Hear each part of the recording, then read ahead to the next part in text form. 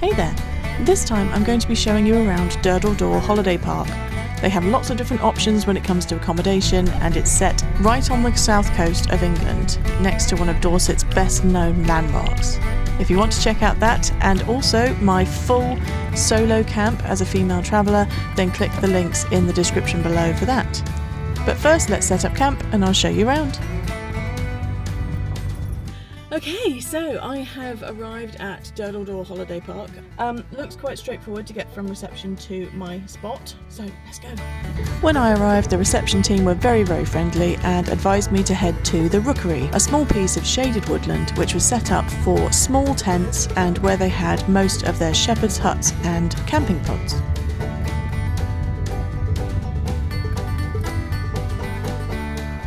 I set up my tent, which is lovely and quick and easy. With this tent, it's so simple. Then it was time to show you around. Bed set up. I just need to get the rest of the gear out of the car and have a wander around the site and see what there is. Come along then, off we go. I'm just going to wander up the site and hopefully, if there's no one using it, I'll be able to show you the shower block, toilets, that kind of stuff. I've had a quick peek into the washing area. It looks really nice, so for 15 quid I think this is a bargain, but we'll have to wait and see. Alright, let's take you up the site and I'll show you what I mean. So it might be coming across a little tricky on camera, but to the left it's sloping upwards. It's not super steep, you'd be alright, but it's not the flattest. And then here on this side is quite a bit flatter. But you are surrounded by trees, and so you get a lot of noise from the trees. The site is shared with... Did you hear that boom? I think it's the army testing. It's the army doing test fires. As I was saying, this site is shared by multiple different dwelling options. So behind me we've got some caravans. This is the camping patch. And then this side, all the way down there, you've got motorhomes, caravans, that kind of thing. There's some shepherd's huts in the camping area, a couple of glamping pods. And if we look this way, we've got some like tiny lodges. They're really small. Let me show you. Up there. Yeah, so real mixture, but I'll go around the whole site in a little bit. But first off, I'm going to head in here to have a look at the loos. When I checked in at reception, I was given a 4-digit code to be able to enter the shower block. This is only to be used by the residents who are actually staying on the park, which is very comforting. So first up on the right, we had a bunch of sinks, and then on the left, there were some toilets. This is a slightly larger shower for families, and then several individual showers. And we also have a hairdryer, which is free to use. I didn't go into the gents or the disabled loo because you needed a radar key, or at least that's what it looked like to me, so I wasn't able to go in there. Everything was very clean and tidy throughout my stay. Toilets and showers one side, dishwashing and chemical toilet the other side. Some steps. Come to a dishwashing station. Okay, it's empty at the moment. Got 4 sinks. Got some information about the local area. Charging points. USB charging points there. And here. There's a microwave in here to use. And we've got some washing machines, which don't require any coins. They're just open and ready to use. Most places actually charge for washing machine use.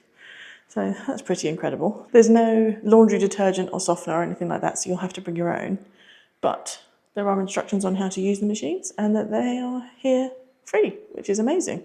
And on the other side, we've got a lovely big map, which is very handy. So as of right now, we are in the holiday park. So we're about up here at the moment. And go on through and down to Durdle Door. And there's also a fridge and freezer. which says, "Dear guests, welcome to use it, but please note they're left at your own risk." Like I say, for £15, it's going to get more expensive in high season, what have you. But to have all of these facilities available, come on, that's pretty awesome. And you do get access. If we go down the path that's behind me, there's a walkway that's behind here, and it will take us all the way to Durdle Door. I don't have a chemical toilet, but as we are up here at the block, let me show you that as well. And that is just behind me there.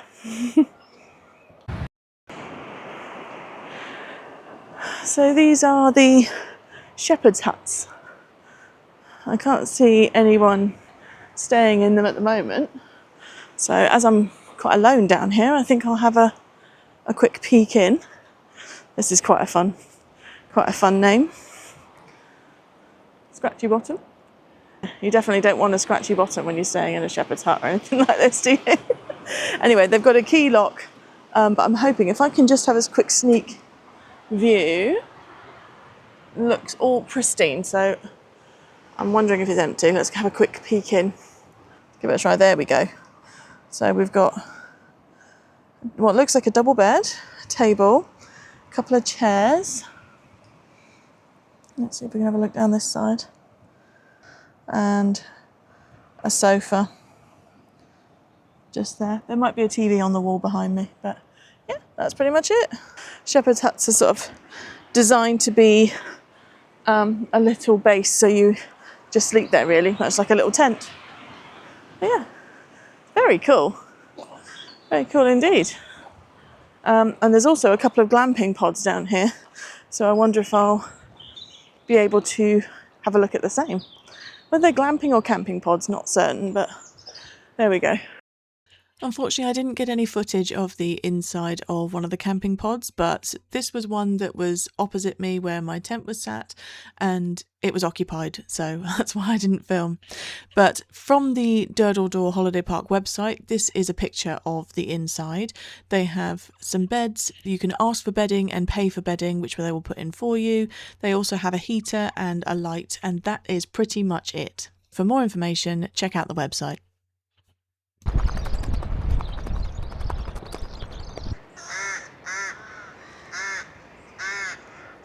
That's why they call it the rookery.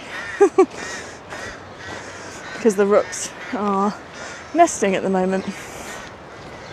And that's why I'm further down the end, well away from these nests.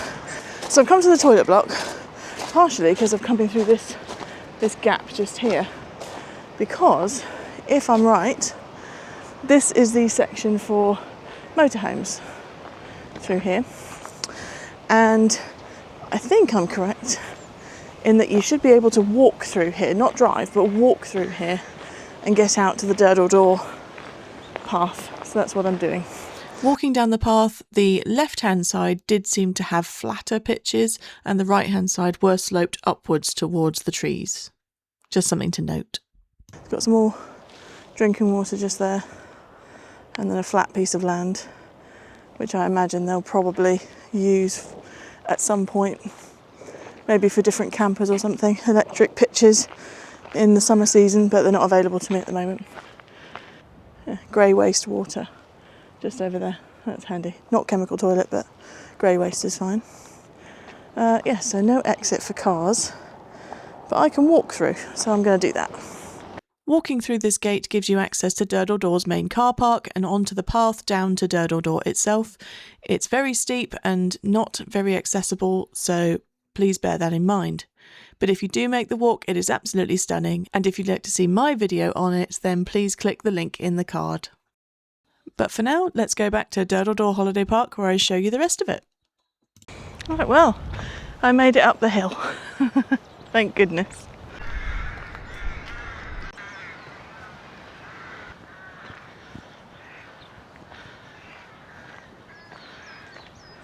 Right, so if you're walking through, this is the next point you'd come to.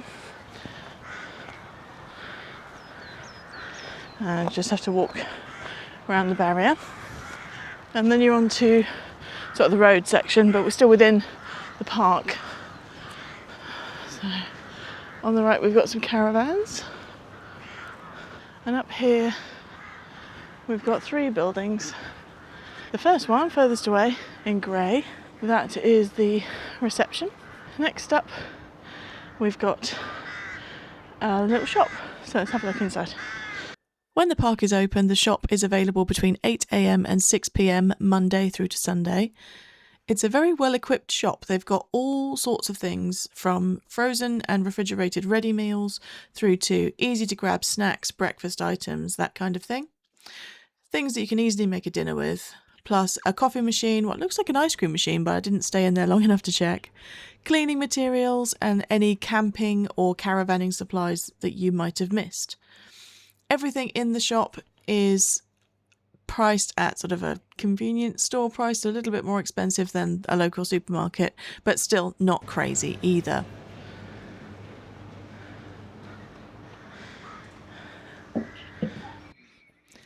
Next up, we've got the Man o' War restaurant and bar. In here, on my visit, it was completely empty. I think I was just here at an odd time of day, or the park was incredibly quiet. But it was a nice, bright, open, welcoming atmosphere. They have a pool table and dartboard for entertainment. They also serve pub food. They serve things like pizza, fish and chips, pie, burger, that kind of thing. I didn't eat in here because I sorted my own food out, but the full menu is available on the website. Outside seating as well.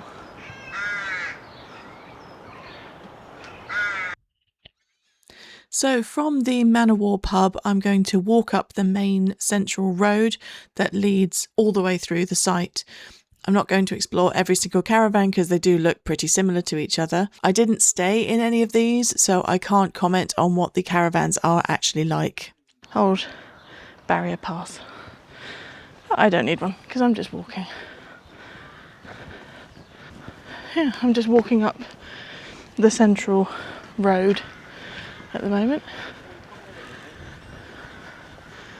There's lots of different styles of caravan. So some of them may have been here a really long time, some of them look brand new. It's in an incredibly picturesque spot. And yet, you know, this is my view. Just more caravans. This is one of the play areas. This is the Lulworth Castle play park. This is lovely. It's like a fort. There is another one that you see on the way in, which looks more like sort of an in the woods den type thing.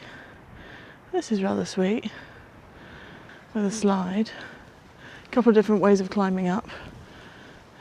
Some balancing wood sections and a couple of young child swings. All enclosed, all fenced in. Yeah, so that's rather sweet. So I'm going to walk to the end of the site. Like I said, the views aren't particularly inspiring at the moment. So come here as a base rather than for the view, unless you've got one of those seafront looking ones. Maybe the view's a bit more inspiring up there. So look, right, I'm right at the top. Just going to go between 2 random ones that don't look like they've got someone staying there. So some people have that view.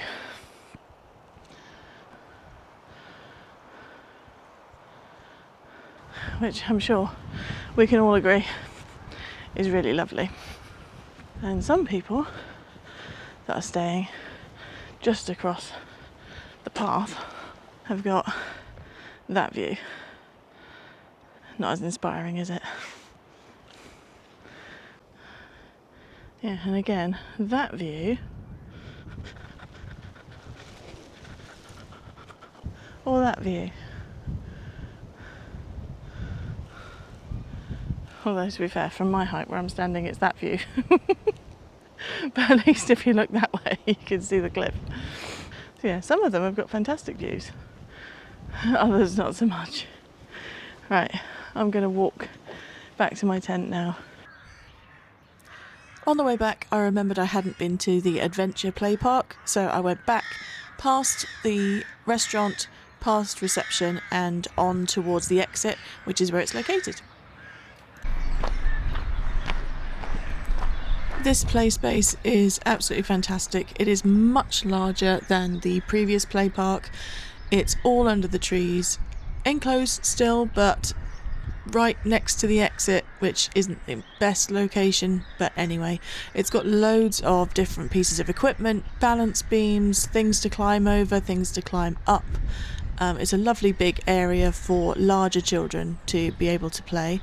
There is also what looks like a multi-use games area down the end with higher fencing. There's also a bench there for parents to use while watching their children. It's an excellent addition to the park and really is a highlight if you've got a young family. So after all that exploring, it was time for me to go back to the tent just to have a nice calm evening. Even if the birds were a bit noisy at this point, it was still a lovely experience to just sit and be in nature. It was a lovely spot to stargaze as well. It did get rather dark as I've got a time lapse going, which will show you that. It was beautiful as a setting and I would recommend it if that's something that you would like to do. If you'd like to see my full camping experience, then I'll put a link in the description for that. The following morning was really calm and peaceful and just a beautiful place to be. Time to take the tent down. Overall, coming here as a solo traveller with my little tent, I had an absolutely fantastic time. All the facilities were there that I needed and it was peaceful and calm, which is what I was after.